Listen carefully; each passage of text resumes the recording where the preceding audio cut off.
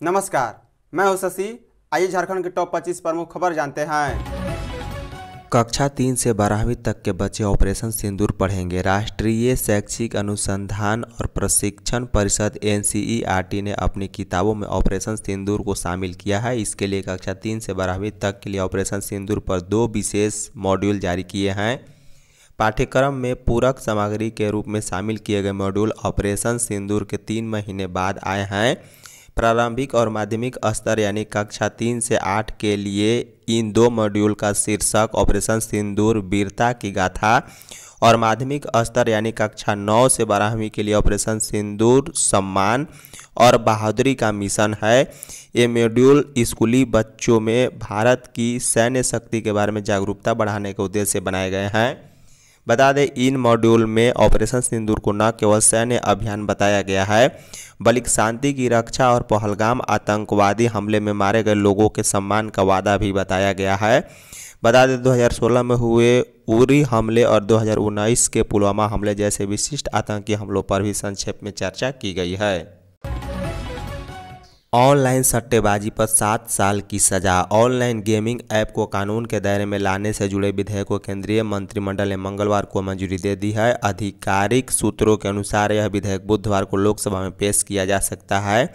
इसमें सट्टेबाजी और जुआ ऐप चलाने पर 7 साल तक की सजा और भारी जुर्माने का प्रावधान है। प्रस्तावित विधेयक में लत, धोखाधड़ी और राज्य के कानूनों में विसंगतियों पर चिंता जताई गई है। इसलिए विधेयक में दंड और सजा का प्रावधान है। इलेक्ट्रॉनिक्स और सूचना प्रौद्योगिकी मंत्रालय को ऑपरेशन ऑनलाइन गेमिंग के लिए केंद्रीय नियामक नियुक्ति किया जा सकता है। ऐसे ऑनलाइन सट्टेबाजी ऐप के लगभग 22 करोड़ भारतीय ग्राहक हैं। इसका बाजार $100 अरब से अधिक का है, जो 30% की दर से बढ़ रहा है। सरकार ने गत माह सांसद को बताया था कि उनसे ऑनलाइन सट्टेबाजी मंच को प्रतिबंधित करने के लिए 2022 से जून 2025 तक 1524 आदेश जारी किए गए हैं। JSSC CGL मामला, DSP का जवाब खारिज। CGL परीक्षा से जुड़े मामले में CBI जांच को लेकर दाखिल जनहित याचिका पर मंगलवार को झारखंड हाईकोर्ट में सुनवाई हुई। चीफ जस्टिस तरलोक सिंह और जस्टिस राजेश शंकर खंडपीठ ने CID DSP की ओर से दाखिल शपथ पत्र पर असंतोष जताया। अदालत ने मौखिक कहा है कि शपथ पत्र देखकर प्रतीत होता है कि मामले में निष्पक्ष जांच नहीं हो रही है, क्योंकि जांच अधिकारी जांच के बजाय प्रार्थियों के आरोप पर अपना मंतव्य दे रहे हैं। अदालत ने मामले में CID SP को शपथ पत्र दाखिल करने का निर्देश दिया। अदालत ने अगली सुनवाई की तारीख 16 सितंबर तय की है। बता दें कि CGL परीक्षा 2023 से जुड़े मामले में CID ने 2 केस दर्ज किए हैं। पहला केस रांची पुलिस से टेक ओवर के बाद रातू थाने में दर्ज हुआ था, जबकि दूसरा केस JSSC की शिकायत पर दर्ज किया गया है।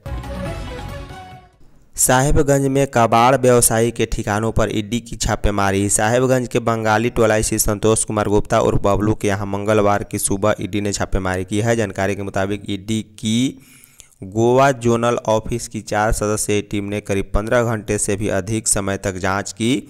हालांकि किस मामले में ईडी ने छापेमारी की है यह फिलहाल साफ नहीं हो सका। जानकारी के मुताबिक संतोष कुमार गुप्ता 2 भाई हैं। दोनों भाई यहां एक ही मकान में रहते हैं। मोहल्ले के लोगों ने बताया है कि संतोष कबाड़ के सामान खरीदने व बेचने का काम करता है। उनके घर के बाहर कबाड़ में खरीदे गए सामान के बोरियों रखी है। उधर सुबह करीब 7:10 पर ईडी के अधिकारी छापेमारी के लिए उनके घर पहुंचे। जांच के क्रम में घर में एक लड़के को लेकर ईडी के अधिकारी गाड़ी से कहीं लेकर गए और फिर थोड़ी देर में अकेले लौट आए। राज्य सरकार आदिवासी विरोधी। चंपई सोरेन। पूर्व मुख्यमंत्री चंपई सोरेन ने राज्य की महागठबंधन सरकार को आदिवासी विरोधी बताते हुए उनकी कार्यशैली पर गंभीर सवाल उठाए हैं। रांची में पत्रकारों से बातचीत करते हुए उन्होंने सरकार पर आदिवासियों के हितों की अनदेखी का आरोप लगाया। उन्होंने कहा है कि वे रिम्स 2 के निर्माण के खिलाफ नहीं हैं, बल्कि उनका विरोध आदिवासी किसानों की जमीन को अनुचित तरीके से लेने के खिलाफ है। उन्होंने सवाल उठाया है कि जब सरकार के पास स्मार्ट सिटी में सैकड़ों एकड़ जमीन उपलब्ध है तो फिर सरकार आदिवासियों की जमीन क्यों छीनना चाहती, वहां अस्पताल बनाने में क्या समस्या है। पूर्व सीएम ने कहा है कि नगरी में किसानों ने पिछले साल तक खेती की थी, लेकिन अब उन जमीन पर तार की बॉन्ड लगाकर उन्हें जाने से रोक दिया गया। ग्रामीणों के अनुसार जमीन का कोई अधिग्रहण नहीं हुआ है और न ही उन्हें कोई नोटिस दिया गया है। झारखंड के कोर्ट में अब गवाही, पेशी और फैसले ऑनलाइन। अब राज्य की अदालतों में शिकायतकर्ता और गवाह की गवाही, सबूतों के रिकॉर्ड, अपील की सुनवाई और फैसले तक की प्रक्रिया वीडियो कॉन्फ्रेंस से संभावित होगी। न्यायिक हिरासत में आरोपी की पेशी भी ऑनलाइन होगी। हालांकि पहली पेशी के लिए व्यक्तिगत उपस्थिति जरूरी रहेगी। वकीलों और अधिकारियों के लिए ड्रेस कोड व न्यायिक शिष्टाचार का पालन अनिवार्य होगा। साथ ही आम जनता को भी ऑनलाइन सुनवाई देखने की अनुमति मिलेगी, सिवाय उन मामलों के जिन्हें न्यायिक गोपनीय घोषित करेगा। झारखंड हाई कोर्ट ने न्यायिक कार्यवाही को समयबद्ध और पारदर्शी बनाने के लिए वीडियो कॉन्फ्रेंसिंग नियम 2025 लागू कर दिया है। झारखंड मौसम 23 तक होगी बारिश। रांची सहित राज्य में गुरुवार से मानसून के बादल और घने होंगे। इस सिस्टम के प्रभाव से पूरे राज्य में बारिश होने का पूर्वानुमान है। रांची में 23 तक बारिश का पूर्वानुमान है। वहीं अगले 22 और 23 अगस्त को पलामू और आसपास के 4 जिलों में भारी बारिश का ऑरेंज अलर्ट जारी किया गया है। मौसम विभाग के अनुसार राज्य में गुरुवार को संताल परगना और पलामू प्रमंडल समेत इसके उत्तरी भाग स्थित सभी जिलों में अगले 4 दिन अच्छी बारिश होने का अनुमान है। मौसम विभाग के अनुसार उड़ीसा के दक्षिणी तटीय भाग पर गहरे निम्न दबाव का क्षेत्र गुजर रहा है। अगले 24 घंटे में यह उड़ीसा के अंदरूनी हिस्से में प्रवेश करते हुए पश्चिम उत्तर दिशा में आगे बढ़ने की संभावना है। नज़दीक होने के कारण इससे झारखंड में मानसून को सक्रिय होने में मदद मिली है। अगले 23 अगस्त तक राज्य में अच्छी बारिश होने का अनुमान है। रांची के 1625 शिक्षकों को शोकॉज। रांची जिला शिक्षा परियोजना में मंगलवार को आयोजित समीक्षा बैठक में खुलासा हुआ है कि रांची जिले के 1625 शिक्षक शिक्षिकाओं ने 18 अगस्त तक अपनी उपस्थिति ऑनलाइन दर्ज नहीं की है। MIS सेल और ई-विद्या वाहिनी पोर्टल के माध्यम से यह जानकारी सामने आई है। इन सभी का नाम नोट मार्क्स्ड सूची में पाया गया। जिला शिक्षा पदाधिकारी सह जिला कार्यक्रम पदाधिकारी ने इस पर गंभीर रुख अपनाते हुए सभी संबंधित शिक्षकों से स्पष्टीकरण मांगा है। आदेश में कहा गया है कि 48 घंटे के भीतर प्रत्येक शिक्षक यह स्पष्ट करे कि 18 अगस्त को उनकी ऑनलाइन उपस्थिति क्यों दर्ज नहीं हुई।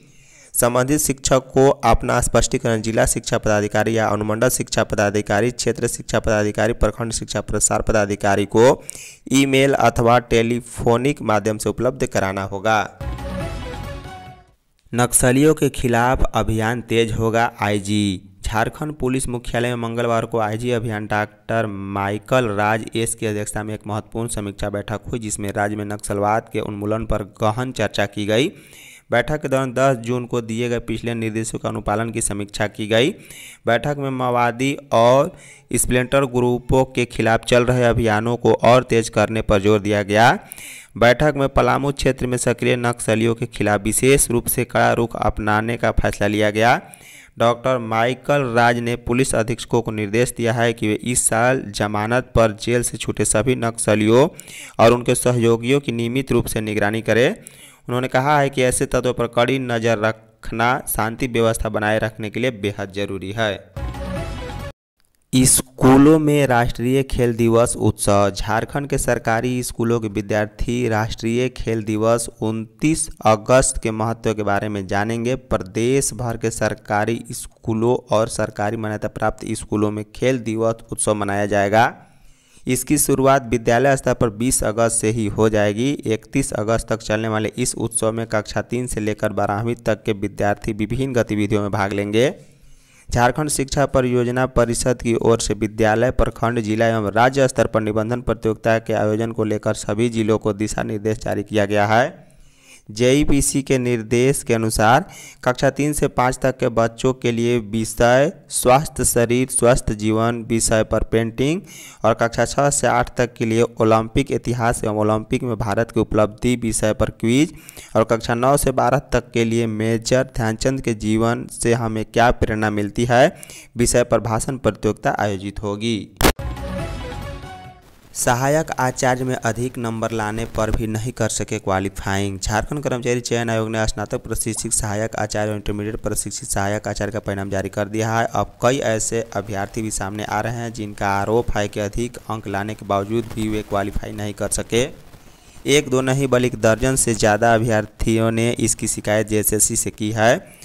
अभ्यर्थियों का कहना है कि क्वालिफाइंग से अधिक अंक लाने के बाद भी उन्हें सर्टिफिकेट वेरिफिकेशन के लिए नहीं बुलाया गया, जबकि पदों की संख्या से कम अभ्यर्थियों के सर्टिफिकेट की जांच की गई है। ऐसे में स्पष्ट नहीं हो पा रहा है कि उन्हें बाद में फिर से सर्टिफिकेट वेरिफिकेशन के लिए बुलाया जाएगा या नहीं। आयोग सूत्रों की माने तो फिलहाल रिजल्ट जारी हुआ है। नियुक्ति के लिए परिणाम स्कूली शिक्षा व साक्षरता विभाग को भेजा जा रहा है। आयोग की ओर से नियुक्ति प्रक्रिया बंद नहीं की गई है और न ही यह बताया गया है कि कितने अभ्यर्थियों का परिणाम रिजेक्ट किया गया है। जैक बोर्ड परीक्षा में U+ और पेन नंबर अनिवार्य। झारखंड एकेडमिक काउंसिल की 10वीं और 12वीं की परीक्षा में स्कूलों का U+ कोड और परमानेंट एजुकेशन नंबर पेन को अनिवार्य कर दिया गया है। परीक्षा में शामिल होने वाले छात्र छात्राओं को आवेदन भरते समय ही स्कूलों का U+ कोड भरना होगा।